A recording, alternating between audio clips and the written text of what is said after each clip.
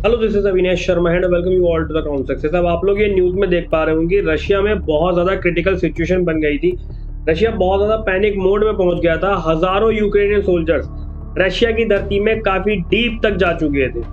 दुनिया भर में आपको आर्टिकल दिख जाएंगे कैसे हज़ारों यूक्रेन के सैनिक अपने टैंक्स लेकर के, ठीक है, कैसे हज़ार यूक्रेन के सैनिक अपने टैंक्स लेकर के रशिया की धरती में 30 किलोमीटर अंदर तक चले गए थे और खुद जेलेंस्की ने, साथ ही यूक्रेनी सोल्जर ने इस बात को एडमिट किया है कि हाँ, वह रशिया की धरती में 30 किलोमीटर अंदर तक जा चुके थे। अभी जो आक्रमण हुआ था इसने रशिया के सैकड़ों किलोमीटर के क्षेत्रफल में कब्जा कर लिया था।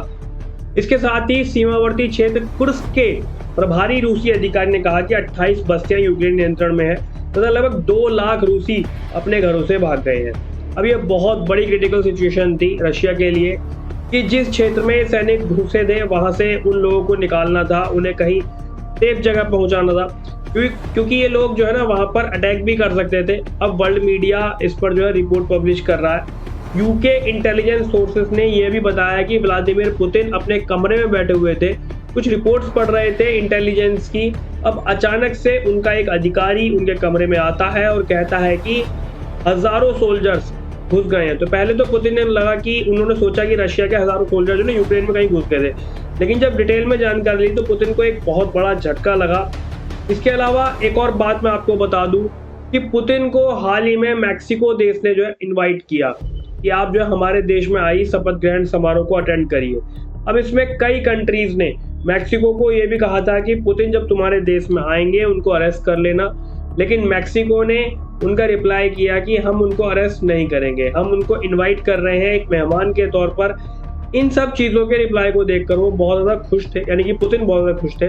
और अचानक इस तरह की खबर मिलना, हज़ारों सैनिक घुस गए हैं, पुतिन काफ़ी ज़्यादा पैनिक कर गए, एकदम से समझ नहीं पाए कि अटैक कैसे हो पाया, ये लोग इतना सक्सेसफुल कैसे हो पाए हैं। अब मैं आपको बता दूँ कि जेलेंस्की इन सब चीज़ों के बारे में चुप रहे। इन्होंने अमेरिका को भी ये रिपोर्ट्स आ रही है कि अमेरिका को भी इसके बारे में कोई जानकारी नहीं दी।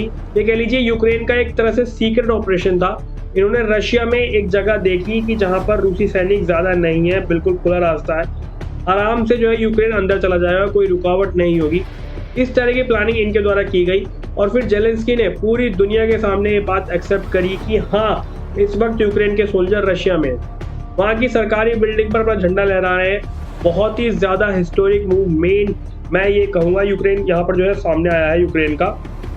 अब देखो यहाँ पर एक बात और ध्यान देने वाली है कि पुतिन शांत बैठने वाले नेताओं में से नहीं है। आगे क्या हो सकता है, बहुत सारी मिलिट्री रशिया की इस क्षेत्र में आ सकती है और यूक्रेन से बहुत ज़्यादा बड़ी वॉर की सिचुएशन बन सकती है। इसके अलावा अब ये सवाल बनता है कि यूक्रेन के सोल्जर जब अंदर चले गए तो क्या वे अंदर तक आक्रमण करते जा रहे हैं या वे रुक गए, या रशिया से कोई बातचीत चल रही है। तो आप देखो यहाँ पर एक आर्टिकल है, इसमें यूक्रेन ने ऑफर करा है कि आप इस आक्रमण को रोकने का, कि अगर रशिया एग्री करता है, पीस के लिए बात करना चाहता है, तो हम इस आक्रमण को रोक देंगे। इसके अलावा दोस्तों उस क्षेत्र में इस तरह की सिचुएशन बन गई थी कि वहाँ के लोग please help us Putin, please help us Putin, इस तरह की प्रतिक्रिया दर्शा रहे थे। बहुत सारे लोग इधर उधर भागने लगे, उनके क्षेत्र में बहुत ज़्यादा चीज़ें डिस्टर्ब हो गई। अब मैं ये कहूँगा यहाँ पर इन चीज़ों को संभालने के लिए पुतिन को कोई ना कोई समझदारी वाला स्टेप तो लेना चाहिए। कहीं ना कहीं अपने देश में अपने नागरिकों की रक्षा करना ही एक राजा का कर्तव्य होता है। अब देखो एक और बात यहाँ पर मेंशन करने वाली है कि सब जानते हैं पुतिन बहुत ज़्यादा बोल्ड लीडर है, ठीक है, तो पॉसिबिलिटीज़ हैं कि न्यूक्लियर अटैक हो। लेकिन एक बात मैं यहाँ पर मेंशन कर दूँ, अपनी ही धरती पर न्यूक्लियर अटैक की पॉसिबिलिटीज़ कम हो जाती है। तो ये ज़रूर हो सकता है कि न्यूक्लियर अटैक तो यहाँ पर ना हो पाए, पुतिन द्वारा अपनी धरती पर न्यूक्लियर अटैक करना बहुत ज़्यादा पॉसिबिलिटीज नहीं दर्शा रहा। लेकिन हाँ, ये ज़रूर हो सकता है कि आने वाले टाइम के लिए या चीज़ों को कंट्रोल करने के लिए, यूक्रेन के सोल्जर्स को डराने के लिए कोई छोटा मोटा अटैक हो, ठीक है, न्यूक्लियर से रिलेटेड हो जाए, ऐसा हो सकता है।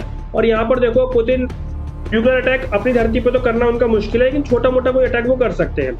हाँ, इतना ज़रूर हो सकता है कि बहुत सारे सोल्जर, इस चीज़ को लेकर आप शॉक मत होना कि 3-4 हज़ार सोल्जर रशिया की तरफ से यूक्रेन के अंदर घुस गए हैं, यूक्रेन के सोल्जर से लड़ाई चल रही है, डिस्ट्रॉय कर रहे हैं चीज़ों को।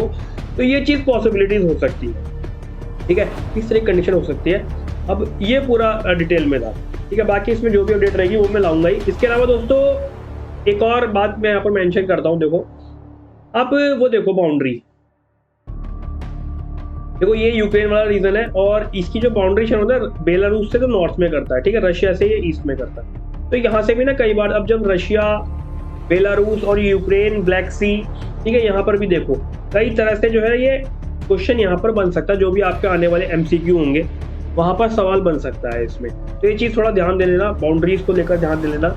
इसके अलावा एक और बात मैं आपको बताता हूँ, अगर आप लोग हिस्ट्री कवर करना चाहते हो तो आप चैनल की प्लेलिस्ट में जाकर एंशिएंट हिस्ट्री को अच्छे से कवर कर सकते हो, बाकी अपनी तैयारी अच्छे से कर सकते हो। चलिए पढ़ते रहिए और जो भी इसमें अपडेट रहेगी इस वॉर की सिचुएशन में वो मैं लाता ही रहूँगा। अपनी तैयारी अच्छे से करते रहो। All the very best, thank you.